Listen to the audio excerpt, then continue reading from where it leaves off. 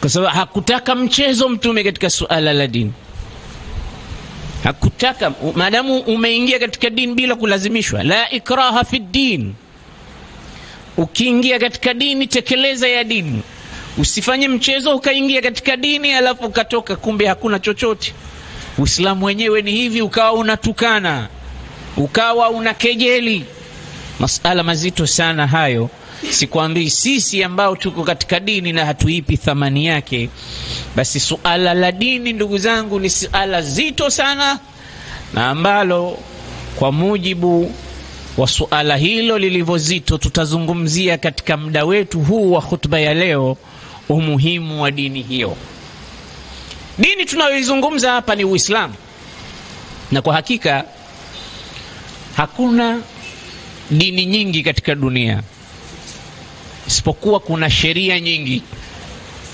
Wanasema ulama taaddud al-adyan halipo katika dini, bali kuna taaddud sharia, kuna idadi ya sheria tu, kwa sababu dini ilitangazwa na mitume wote ni moja. Kisha Mwenyezi Mungu alitupa mifano katika Qur'ani juu ya msimamo wa dini hiyo moja aliyowatuma mitume wake. Am kuntum shuhadaa idh hadara Yaqub al-maut idh qala li banihi ma ta'buduna min ba'di qalu na'budu ilahaka wa ilaha abaika Ibrahima wa Ismaila wa Ishaqa ilahan wahidan wa nahnu lahu muslimun. Walitaja Uislamu tu pale. Hata Nabii Musa, Rabbana afrigh alaina sabran wa tawaffana muslimin, yeye pamoja na watu wake waliomba dua hiyo. Hata Nabii Isa, falamma ahassa Isa minhum al-kufra qala man ansari ila Allah qalu nahnu ansarullah amanna bih, nahnu ansarullah, sisi ndio wafuasi wa Mwenyezi Mungu. Washhad, mwisho kamaliza bi anna muslimin, shuhudia kwamba sisi muslim ni waislamu. Yote yanazungumzia Uislamu. Lakini ummati Musa, ummati Isa, ummati nani, Ibrahim, Yaqub, kulikuwa na taaddud sharai, sheria tu ikibadilishwa hii kwa mujibu wa hali halisi inavyoendana na wao, lakini sio kubadilishiwa dini. Kwa atakaye kuja kuikejeli dini na kuifanyia maskhara, huyo ni mbaya wa wabaya mbele ya Allah. Na dini ni Uislamu. Inna ad-dina inda Allah al-Islam. Katika aya nyingine, wa man yabtaghi ghayra al-islam dinan falan yuqbala minhu wa huwa fil akhirati min al-khasirin. Atakaye badilisha dini isiyokuwa dini ya Uislamu hatokubaliwa, na yeye akhira atakuwa miongoni mwa watu waliopata hasara. Mtume alipoanza kuitangaza dini hii mwanzo aliitangaza kwa hikma sana, kwa sababu alifanya uchaguzi wa kuchagua. Ulama usira wanasema ile miaka mitatu ya da'watu sirran, ukisoma historia utaambiwa mtume alilingania kwa muda wa miaka mitatu sirran, lakini ilikuwa ni kwa siri. Miaka mitatu ile wamefanya uchunguzi, wakasema kwa mujibu wa kuchagua watu walioingia katika Uislamu, haikuwa kwa siri da'wa, lakini ilikuwa kwa kuchagua, al-ikhtiyar. Ni nani na nani kwa mwanzo wa dini ilivyochanga anapaswa kulinganiwa kwanza. Mtume akaanza na watu waliokuwa wana mihimili mikubwa. Akaanza na mke wake Bibi Khadija, akaanza na rafiki yake mkubwa Abu Bakr as-Siddiq, ambaye tunaelezwa katika ahadith hakuna aliyekanyaga ardhi aliyoiumba Mungu bora baada ya mitume kama Abu Bakr. Kisha akaanza na watu maarufu waliokuwa wana shakhsia katika jamii. Ukiangalia Sayyida Khadija katika ujahiliya alikuwa akiitwa At-Tahira. Abu Bakr ni mtu aliyekuwa anajua, ni mwenye ilmu kubwa ya kuwajua makabila wote na nasaba zao za Makuraish. Kisha akaja Abu Bakari akawavuta watu wengine watano, Uthman ibn Affan, Abdurrahman ibn Auf, Sa'd ibn Abi Waqas, Talha, Zubair ibn al-Awwam. Hawa wote amewasilimisha yeye. Ukiwatizama wote watu wana shakhsia, ndio mwanzo wao kuingia katika dini. Kisha ukipiga hesabu utakuta mtume alivuta makabila 16 ndani ya muda mchache, ikawa kila kabila kama kuna representative katika dini, ili dini hii kwanza kabisa ipate misukumo na ipate salba ambayo itakuwa inailiendesha jambo hili bila ya matatizo. Baada ya muda wa siri ndo ikashuka aya fasda bima tu'mar, fanya uamuzi wa kulingania sasa wazi wazi. Pia ikashuka aya wa andhir ashirataka al-aqrabin, walinganie watu wako wa karibu, jamaa zako. Mtume akaenda nyumbani kwao akazikusanya familia watu 45 takriban, wote hawa akawaalika chakula, akawaambia nina mazungumzo nanyi baada ya mimi na nyinyi kupata chakula. Wakati watu wanajiandaa, akasimama Abu Lahab ami yake mtume, akamwambia ya Muhammad, umetukusanya unataka kusema nini? Haulai a'mamuk wa ammatuk, hawa ni mashangazi zako na hawa ni ammi zako na hawa ni jamaa zako. Takallam, na kuomba uzungumze kwa adabu. Wada'i sab'a, acha dini yako mpya uliyokuja nayo, usianze mazungumzo mapya ya Mungu mmoja hapa. Jua kwamba sisi hatuna nguvu za kukulinda na Makuraishi unaowaharibia biashara yao. Ukizungumza kitu kingine kinyume na hicho, wale la yushakanna ala an ya'tu alaina wama lana min dunihim taqa, watakuja kutushambulia hao, hatuna nguvu sisi. Acha upuzi huo. Nani huyu? Ami yake wa karibu sana bwana mtume Muhammad. Lakini adabu ya bwana mtume haikumwambia acha upuzi wewe ammi, mimi ni mtume na wewe unapaswa kunisikiliza mimi. Mtume akakaa kimya, akawaambia jamaa zake, idha ta'imtum wa aradtumul insirafa fansarifu, mkishakula mkataka kuondoka kwenda zenu nendeni. Leo tumefeli kuongea. Mtume anafeli kuongea pia. Kuna mengi yametokea katika sira ya bwana mtume Muhammad, tunapaswa kujiuliza na kujifunza. Ndio maana akaambiwa laqad kana lakum fi rasulillahi uswatun hasana. Yeye ni kiigizo chema. Huwezi kumtaaba au kumfuata mtume yoyote katika mitume wengine tunaowasoma katika Qur'ani kwa ukamilifu kama utakavyoweza kumfuata mtume kwa ukamilifu. Ukisema unataka kumfuata Nabii Isa kwa ukamilifu, utakwenda kukwama mahala pandoa kwa sababu hakuoa. Ukisema unataka kumfuata Nabii Suleiman kwa ukamilifu, utakwenda kukwama mahala pa ule udhaifu wa kuhukumiwa kwa sababu daima yeye alikuwa ni hakim. Ukisema unamfuata kwa sababu ya ufukara na tabu aliyoipata, hakuwa fukara, alikuwa milionea mkubwa, lakini mtume hizo zote alizigusa. Kama wewe ni fukara, yeye alikuwa fakir. Alam yajidka yatiman faawa wa wajadaka dhalan fahada wa wajadaka ailan faaghna. Kuna kipindi alikuwa fukara sana, mfuate vipi alivyokuwa na ufukara wake. Na kuna kipindi akawa tajiri mno, mtizame alivyokuwa tajiri, alikuwa akifanya nini. Kuna kipindi alikuwa hana mke, mtizame kipindi chote alipokuwa hana mke alifanya nini. Na kuna kipindi akaoa, na mtizame alipooa aliishi vipi na mkewe. Na kuna kipindi alikaa na mke mmoja tu robo karne, mtizame aliishi vipi na mke mmoja. Na kuna kipindi akawa na mke zaidi ya mmoja. Pia ukiwa na mke zaidi ya mmoja, tizama aliishi vipi mtume wako.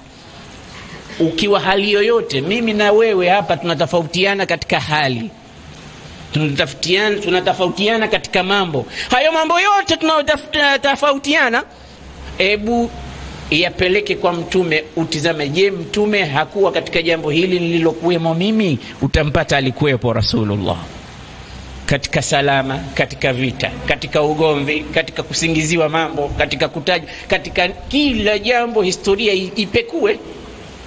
utakuta maajabu katika mambo ya history ya bwana mtume Muhammad. Na ndio maana tunaizungumza mara kwa mara, hasa katika mwezi huu ambao wengi wanasherehekea kuzaliwa kwake. Wanapaswa waieleze historia yake na maisha yake, vipi alivyokuwa Rasulullah sallallahu alayhi wasallam. Ndugu zangu, alijaribu mara ya pili mtume akawaalika tena. Sasa hivi akajua nipite njia gani. Akawahi kabla Abu Lahabi hajazungumza. Abu Lahabi Abdul Uzza ibn Abdul Muttalib, alipokuwa mtume ameshapata fursa hii, wamekusanyika kama walivyokusanyika, akawaambia inna ar-ra'ida la yakdhibu wa la yukadhibu ahlahu wa qauma. Kiongozi hawadanganyi watu wake. Mimi nimekuiteni, i'lamu anni rasulullah ilaykum khassa wa ila an-nasi 'amma. Tambueni kwamba mimi ni mtume kwenu special na kwa watu wote kwa jumla. Wallahi la tamutunna kama tanamun wala tub'athunna kama tastayqidun wala tujzawunna bil khairi khairan wa bil sharri sharran fawallahi la innahu jannatun fawallahi innahu la jannatun abadan aw la narun abada. Haya maneno aliwaambia watu wake wa karibu. Alipomaliza hivyo akawaambia, ya Abbas amma an-nabi, ewe Abbas ammu an-nabi, ami ya mtume, anqidh nafsaka minan nar, jieke mbali na moto. Fa innani la amliku laka min Allah shay'an yawm al-qiyamah, mimi sina cha kukusaidia siku ya kiyama. Ya Hamza ammu an-nabi, anqidh nafsaka minan nar. Ya Fatima bint Muhammad, anqidhi nafsaki minan nar. Ya akawahesabu watu wake wote, anawaonya. Mwisho anamwambia Fatima, ukitaka hela zangu zilizokuepo, khudhi ma shi'ti min mali, chukua unachokihitaji changu, lakini anqidhi nafsaki minan nar. Usije ukasema babangu ni mtume ukategemea mimi. La, kuwa mcha Mungu. Wala tatruki taqwa ittikalan ala nasab, usiache ucha Mungu ukategemea nasaba ya kwenu, ukategemea babako ni imamu wa msikiti, ukategemea vilemba walivyokuwa akivaa babu zako zamani. Acha mambo hayo, kuwa mcha Mungu. laqad rafa'a al-islamu Salman Faris wa qad khutta bishirki an-nasib Abu Lahab. Uislamu ulimnyanyua Salman kutoka Fursi na ulimdondosha ukamdhalilisha Abu Lahab, ambaye kabila moja na bwana mtume, Qurashiyun Arabiyun Hashimiyun an-nasibu, kila sifa anazo yeye. Lakini akaambiwa kule, tabbat yada abi lahabin wa tab ma aghna anhu maluhu wa ma kasab sayasla naran dhata lahab wa imraatuhu hammalat alhatab fi jidha habil min masad.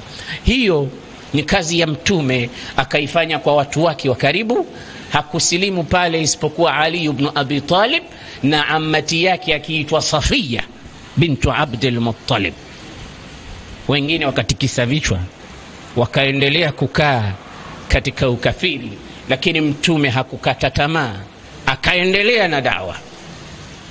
Ndugu zangu, miongoni mwa mambo yaliyompata mtume ni tabu kubwa, shida kubwa. Mtume alipigwa na kina Abu Jahl mbele ya Al-Kaaba, mpaka anakuja bibi Fatima analia, mnamuua babangu, mnamuua. Hawe atafanya nini? Akarudi mbio nyumbani kwenda kutafuta msaada, akamwona Abu Bakr, twende, wanampiga Rasulullah. Sayyidina Abu Bakr ndipo alipokuja. Kauli mashhur katika history ukiiona inasema, ataqtuluna rajulan an yaqula rabbi Allah, hivi nyinyi mnamuua mtu kwa sababu anasema Mungu wangu ni Allah? Kwa sababu mtume alikuwa anapigwa pale. Niulize swali mimi, nikuulize na wewe, lini tumepigwa kwa ajili ya dini? Mtume alipigwa kwa ajili ya dini. Bali Abu Lahab na Abu Jahali wakawa bado wanasaidiana kabisa katika suala la kumpiga vita mtume. Hata siku moja akamwambia, la irra'aituka ya Muhammad tusalli amama al-Kaaba, nikikuona unasali hapa mbele ya al-Kaaba nitakumaliza siku hiyo, itakuwa mwisho wako. Kama unataka kusali, sali nyumbani kwako, usije hapa. Mtume akaendelea kuja kuswali mbele ya al-Kaaba. Abu Jahali akaambiwa mtume huyo anasali, akaenda akachukua jiwe kulibeba tabu, anakuja nalo kwa kujihimiza na kujibeba yeye kuja kulidondosha juu ya kichwa cha Mtume, lakini hakuweza kufika. Ghafla watu wanamuona Abu Jahli amebadilika uso wake, analitupa jiwe, wayajri nahwa baitihi, huko anakimbia nyumbani kwake. Wanamuuliza, madha hadath, kumetokea nini? Anasema, waihakum, mna nini nyinyi, hamkuona? Sasa tuone nini? Alfahal, ngamia mkubwa kasharat an anyabi, ametoa jino hivi anataka kunimeza. Wallahi ningerusha jiwe lile ningemezwa.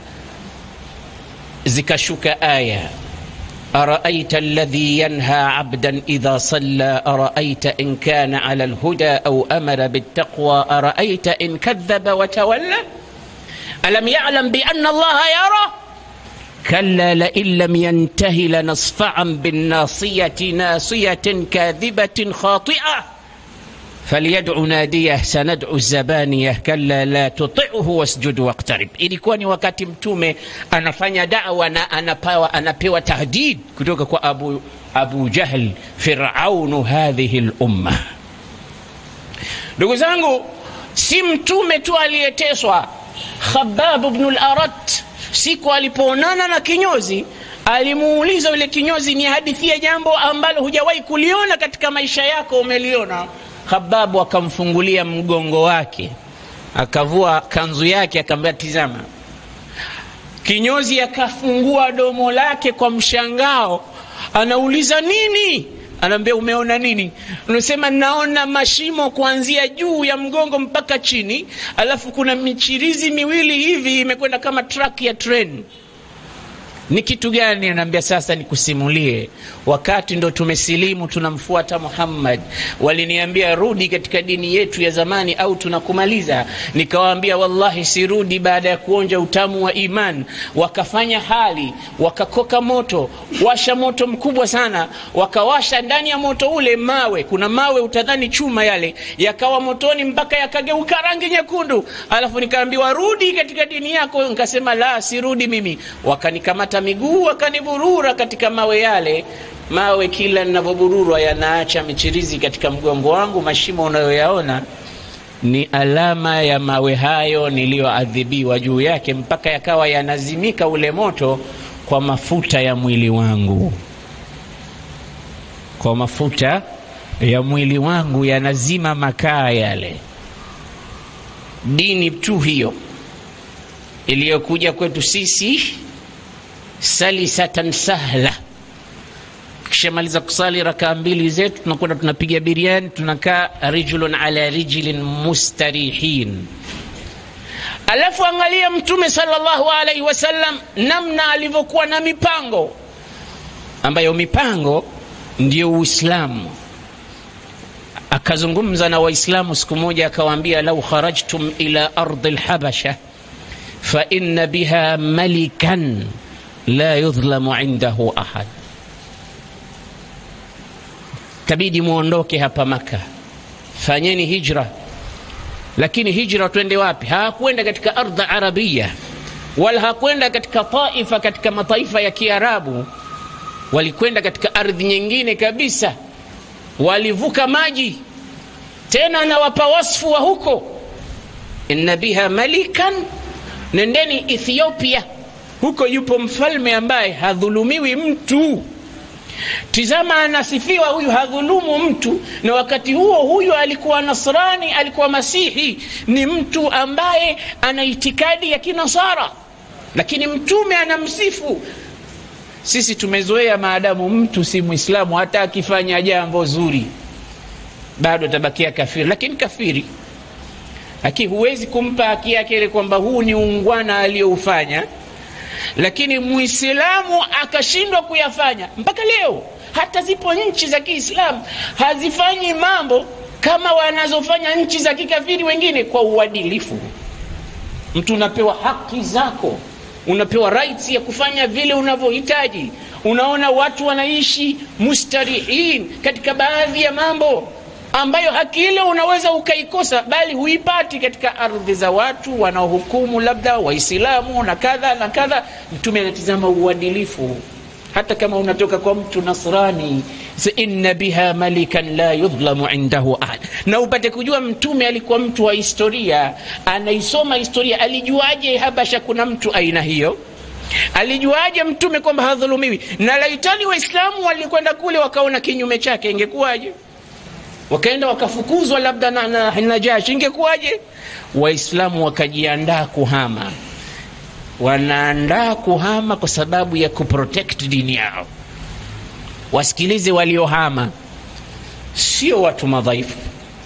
Wa kwanza aliyehama ni Abu Bakr as-Siddiq. Watu wengi katika historia wanashindwa kufahamu kwamba Abu Bakr alikuwa mmoja katika watu wa hijratul ula. Abu Bakr anahama kwa nini? Anakosa mtu wa kumtetea pale? Ni dhaifu Abu Bakr? Dini yake inamfanya vile na kuitikia amri ya mtume. Abu Bakri hakuweza kufika Ethiopia kwa sababu njiani walikutana na msafara wa Waarabu waliokuwa wanakuja zao Makka. Wakauliza, mnakwenda wapi? Kwa sababu tunaondoka, ibada zetu za Mungu mmoja hamtutaki kufanya ibada kwa wapesi, na adhabu mnatupa, tunakwenda kutafuta sehemu nyingine kumwabudu Mungu. Kwa hata wewe Abu Bakri unaondoka? Kaambia hata mimi. Ina maana Makuraishi wameshindwa kuzuia usipate. Rudi. Ibn ad-Daghanna, yuko mmoja anaitwa Ibn ad-Daghanna, akamwambia mimi nitakupa uhami, nitakuhami, sa'utika jiwari, yani nitakuhami, hakuna mtu atakayekugusa, rudi Makka. Abu Bakar ndipo aliporudi, hakufika Ethiopia, lakini na yeye akaisabika ni katika muhajiri wa mwanzo kabisa. Sayyiduna Uthman ibn Affan. Uthman ibn Affan pia anahama, anaacha nchi yake. Wakati Uthman ndio alikuwa habibu Quraish, Makuraish walikuwa kimpenda sana. Hata katika vita au mikataba ya sulhi al-Hudaybiyah, mtume aliambiwa mpeleke Uthman kwa sababu yeye ndo anapendwa sana na Makuraish. Na wao walikuwa wakikuombea dua, Makuraish walikuwa wakikuambia ahabbaka arrahman hubba Quraish li Uthman, Mungu akupende kama vile Makuraish wanavyompenda Uthman. Mpeleke huyu ya Rasulullah, hawatompiga huyu wala hawatomnyanyasa. Sasa leo anaondoka wakati anaheshimiwa kwa sababu ya dini yake. Abdurrahman ibn Auf ni katika waliohama kutoka Makka kwenda Habasha, anahama milionea. Abdurrahman ibn Auf, historia inasema al-malionir al-muslim, milionea wa Kiislamu. Abdurrahman ibn Auf anaondoka. Sayyida Ruqayya bintu Muhammad, mke wake Sayyidina Uthman, babake ndio mtume. Kwa nini asemi baba waapize tu hawa, mimi napata shida hii mpaka naacha nchi yangu? Anaondoka pia watu wakubwa kama Jaafar ibn Abi Talib. Jaafar ibn Abi Talib baba yake ndo Abu Talib, na Abu Talib ni Sayyidu Quraish. Vipi asiweze kumhami mwanawe? Anaweza kuwahami watu wengine. Jaafar pia aliondoka, bali utashangaa miongoni mwa waliondoka ni Sayyida Ummu Habiba Ramla bintu Abi Sufyan. Ummu Habiba mwanawe wa Abu Sufyan, na Abu Sufyan ni katika asiyadu Makkah, lakini nao wanaondoka. Angalia mipango ya mtume, anataka kwenda kumuonyesha Najashi kwamba sio watu hohe hahe, ni watu dhau nasab, ni watu dhau makana, ni watu wanaoheshimika. Lakini limadha taraku aradahum, limadha taraku diyarahum, liannahum harabu lidinihim.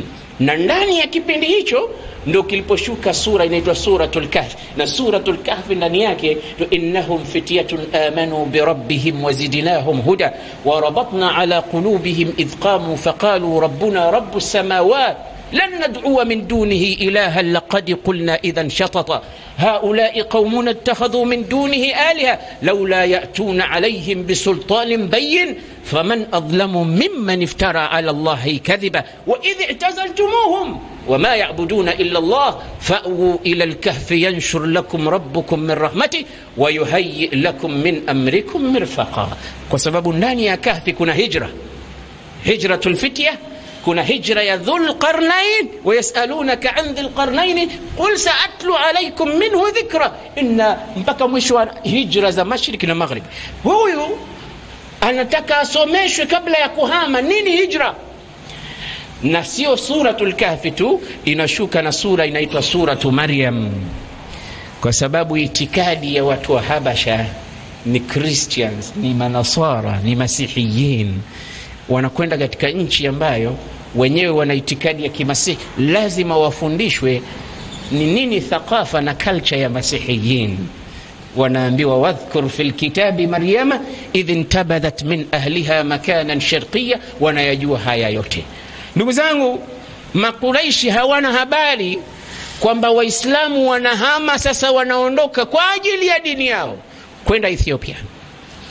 Walipojua wakawafuatilia, wakifika bandarini wanakuta washapata chombo, wameshakwenda, wamefika zao Ethiopia, na wamepokewa na mfalme Najashi mapokezi ya kuwahurumia kabisa. Nyuma huko wakatuma bwana anaitwa Amr ibn al-As na Abdullah ibn Abi Rabiha, nenda kawarudishe huko. Ina maana hamkutaka waingie katika imani, wala hamtaki wafanye ibada katika ardhi zao, na pia wameondoka kwenda kwa mtu mwingine pia hamutaki. Ni kama ule mfano wa mtu ana mke, huyo mke hamtaki wala hataki kumwacha, hamtaki yeye wala hataki kumwacha akaolewe na mtu mwingine. Maana la huwa yuriduha wala yuridu rahmatallahi tanzilu alaiha. Yeye hana haja naye na hataki rehema za Mungu zimshukie. Nyinyi hamtaki hawa watu wafanye ibada zao, na hamtaki waende mahala pengine salama. Huu ndo hasidi wenyewe bikulli maana alkalima. Wakaenda wakachukua zawadi wakampelekea Najashi. Mazawadi haya tumekuja tunakupeni, rushwa. Kisha anamwambia Najashi, laqad lajaa ilayka ghilmanun min as-sufaha taraku dinahum wa dina abaihim wa ajdadihim falam yadkhulu fi dinihim wala fi dinil malik. Tumekuja mfalme, hapa kuna watu wasio na akili, wapumbavu, wamekuja kutoka Maka, wameacha dini ya wazee wao, hawakuingia katika dini hiyo wala dini yako wewe mfalme, wamekuja hapa na wewe umewapokea. Laqad arsalani, wamenituma huko watu wao, antaruddahum ilay, kwamba uwarudishe wasikae hapa kwa sababu wana tabia mbaya sana, wataharibu taifa lako, na mimi nimekuja kwa ajili ya kuwarudisha huko. Najashi akasemaje? Hatta asma'a minhum, siwezi mpaka niwasikilize. Fikiria kilima cha mtume, malikun la yudhlamu indahu ahad sallallahu alayka ya Rasulullah. Neno lile lilisibu kwa kauli ya Najashi. Amri, wewe ni rafiki yangu sana, lakini mimi mpaka niwasikilize. Waiteni. Wakaitwa. Walipoitwa wakaulizwa, ma hadha ad-din al-jadid alladhi dakhaltum fi, ni dini gani hiyo mpya ambayo anaeleza huyu mmeingia? Akasimama Jaafar ibn Abi Talib at-Tayyar, akazungumza mambo matano, akarepresent waislamu wenzake wote katika presentation ambayo yani ulamaul balagha wanasema hawajaona mfano wake. Unajua, unaweza kuambiwa hebu zungumza katika dakika chache tu ukazungumza mambo yote, lakini ukashindwa hata masaa matatu. Watu wakauliza pale alikuwa akiongea nini. Lakini Jaafar, tizameni katika historia alivyozungumza muktatafati ya mambo. Ayuha almalik, mwanzo kasimama kwa heshima na taadhima mbele ya nani? Najash, ewe mfalme.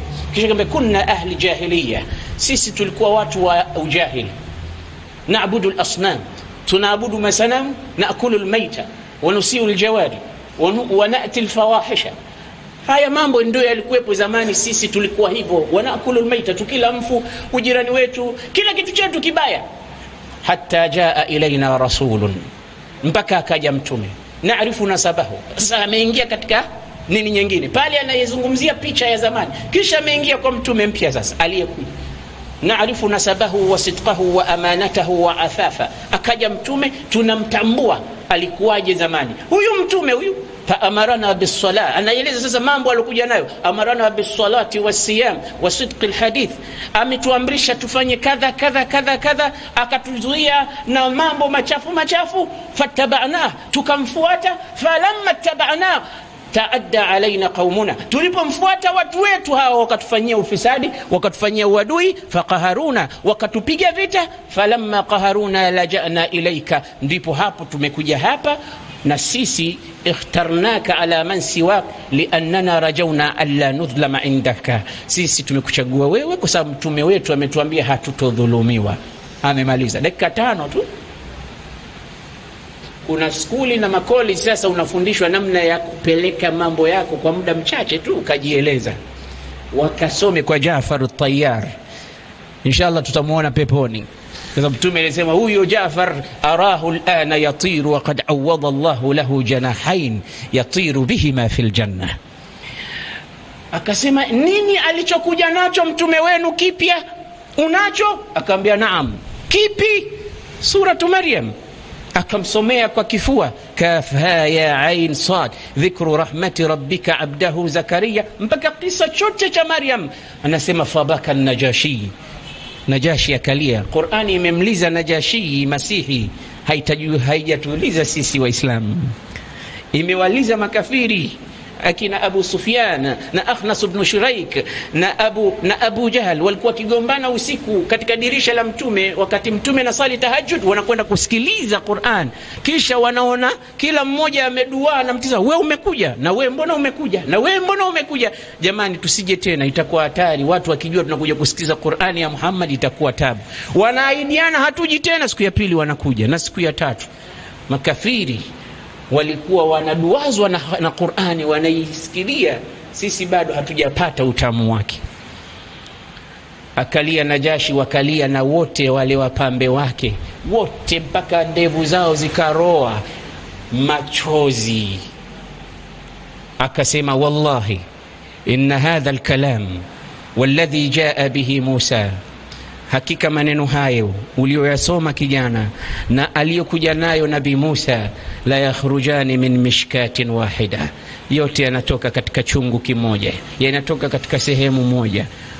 Idhhabu, nendeni zenu Waislamu, fa antum suyumun wallahi la usallimakum ilayhim abadan, sikurudisheni Maka kabisa, nendeni kamwabuduni Mungu wenu mnavyotaka. Man sabbakum gharima, man sabbakum gharima. Adl, atakaye watukana nyinyi ataniona mimi. Ya Amr, rudda ilayhim hadayahum, chukweni zawadi zenu. Kumbe mlikuwa mnanihonga mimi, hawa watu wazuri, chukweni zawadi zenu. Wamerudishiwa zawadi zao.